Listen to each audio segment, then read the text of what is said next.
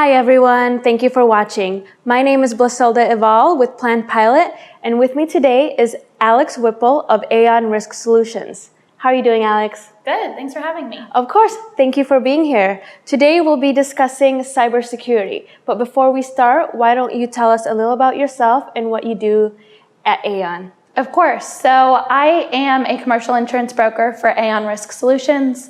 Within AON, I am a member of the Professional Risk Solutions team, which essentially means I focus in cyber risk transfer solutions for my clients. So could you tell us why cybersecurity is important?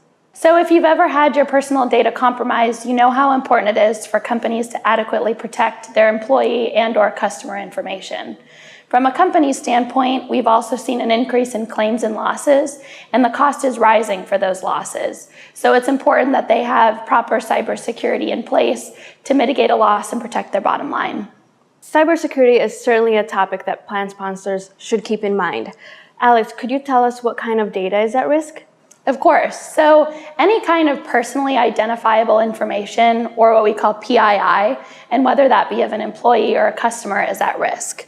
Within that, there's protected health information, or PHI, which tends to be the most valuable on the black market.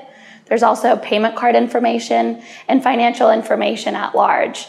I would say most relevant to plan sponsors is probably the retirement information that they're collecting on customers. This would include things like salaries, social security numbers, etc.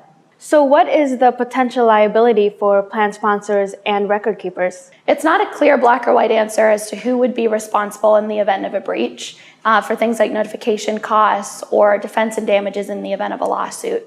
What I can say is that cyber policies are designed to respond to the data owner, whoever is considered the legal data owner, regardless of where that data is stored at the time of the breach.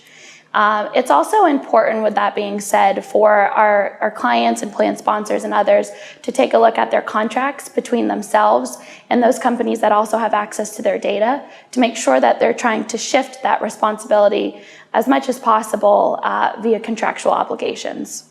So what are the key questions that a plan sponsor should ask of its service providers, such as record keepers, to determine the adequacy of their cybersecurity protections? A lot of our clients find it beneficial to categorize their vendors based on amount and type of data that they have access to.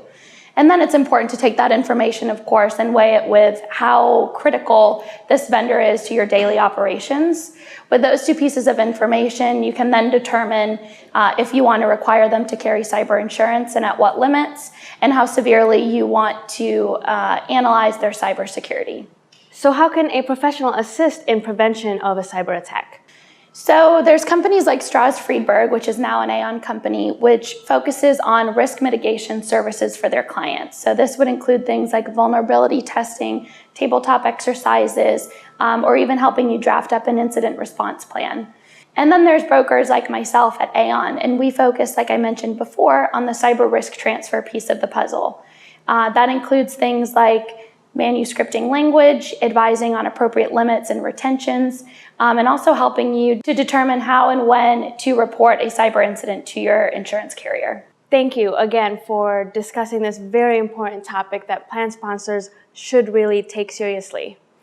Thank you for joining us today. Sure, thanks for having me. And if you are interested in learning more about cybersecurity or how Planned Pilot can help you, we encourage you to contact us today. Thank you for watching.